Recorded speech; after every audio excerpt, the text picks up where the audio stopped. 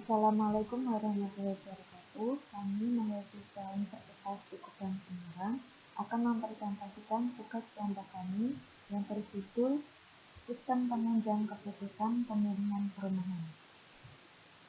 Di sini ada Mahardika Tania, Agnes Agatasari, dan saya sendiri Safira Purnomo. Lalu ada Nurlaila Sapitri. Di sini saya akan mempresentasikan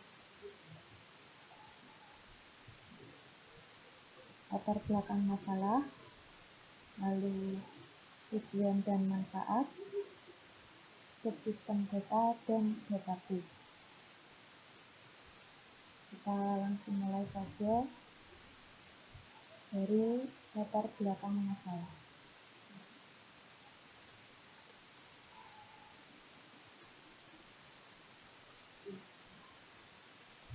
Nah, di sini ada latar belakang masalah penelitian kami. Di sini bisa dilihat salah satu kebutuhan primer adalah rumah.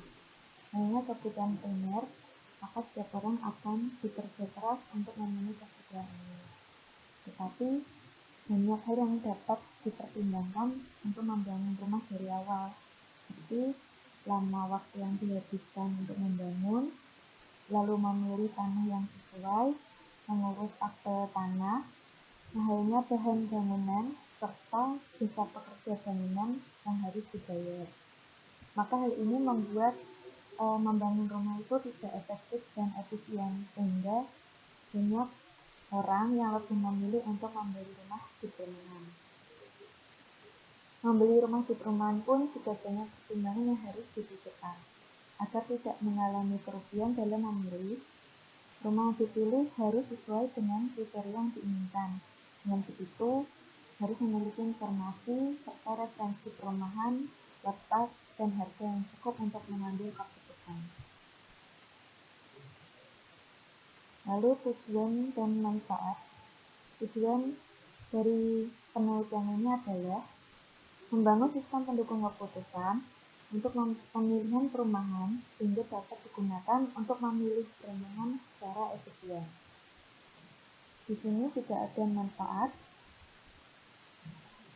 Manfaatnya dibagi menjadi 3, ada bagi konsumen, bagi akademik, dan ketiga bagi penulis. Bagi konsumen, manfaatnya diharapkan dapat membantu konsumen dalam mengambil keputusan memilih rumah di perumahan. Lalu bagi akademik, dapat digunakan sebagai bahan informasi, referensi, dan arsip.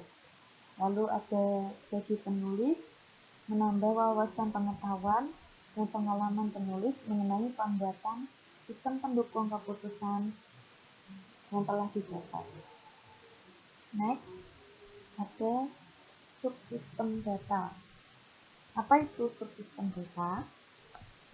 Subsistem data merupakan komponen sistem pendukung keputusan penyedia data bagi sistem.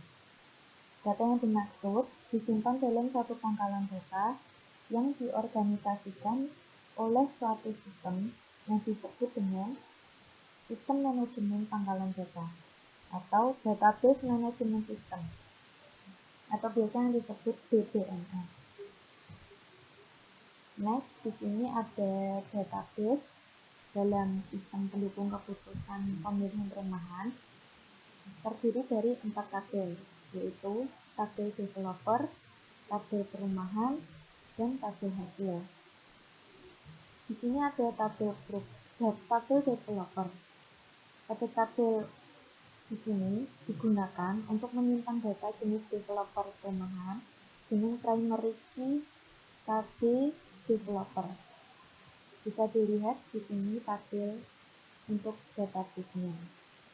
Ada field name, tipenya, size, lalu keterangan.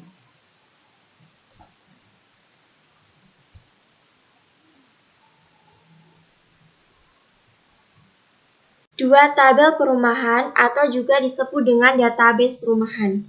Database perumahan ini digunakan untuk menyimpan data perumahan. Di sini ada field name-nya, ada tipenya, ada size, dan ada keterangannya. Di dalam database ini nanti akan ada nama perumahannya, akan ada keterangan harga perumahan, dari yang murah hingga yang mahal, ada fasilitasnya, dari yang sedikit hingga yang banyak, dan ada spesifikasi perumahannya, sehingga memudahkan konsumen dalam pemilihan perumahan. Yang ketiga ada tabel bobot atau database bobot. Database bobot ini itu digunakan untuk menyimpan bobot hasil penilaian. Bobot hasil penilaian dari tabel perumahan. Penilaian kriteria perumahan tersebut. Yang keempat ada tabel hasil. Tabel hasil ini tuh digunakan untuk menyimpan data hasil dari database perumahan dan database bobot. Di tabel hasil ini nanti akan memudahkan konsumen untuk memilih rumah sesuai kriteria yang diinginkan karena di sini sudah ada keterangan tentang plus dan minusnya perumahan tersebut. Subsistem model dalam SPK atau dalam sistem penunjang keputusan yaitu yang memungkinkan pengambil keputusan untuk menganalisa secara utuh langkah-langkah yang akan dilakukan dalam pengambilan keputusan, seperti mencari data melalui survei atau observasi di lapangan secara langsung tentang kriteria rumah yang diinginkan konsumen. Setelah pengambil keputusan mendapatkan data, lalu pengambil keputusan mengolah data tersebut. Data akan masuk ke dalam database. Jadi itu inputnya itu data kriteria perumahan akan diolah masuk ke dalam database. Lalu outputnya itu ada subsistem pengolahan admin, subsistem pengolahan developer, dan subsistem pengolahan perumahan. Di sini ada subsistem dialog. Subsistem dialog ini merupakan bagian dari SPK yang dirancang untuk memenuhi kebutuhan representasi untuk user membangun komunikasi dengan sistem. Di sini ada halaman login. Di sini tuh menjelaskan tentang bagaimana user masuk ke dalam sistem. Yang pertama, mengisi username dan password, lalu login. Saya akan melanjutkan subsistem dialog pada halaman admin setelah perancangan login, yaitu selanjutnya adalah perancangan developer. Seperti yang dilihat pada gambar, ada kode developer, nama developer, dan gambar ini menjelaskan tentang halaman developer yang digunakan untuk menyimpan data developer perumahan. Pada halaman ini, admin dapat menambah, mengubah, dan menghapus data developer perumahan.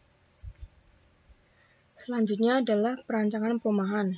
Dapat dilihat di gambar, terdapat kode perumahan, nama perumahan, developer, harga, luas tanah, luas bangunan, jarak, fasilitas, spesifikasi, dan foto dari perumahan.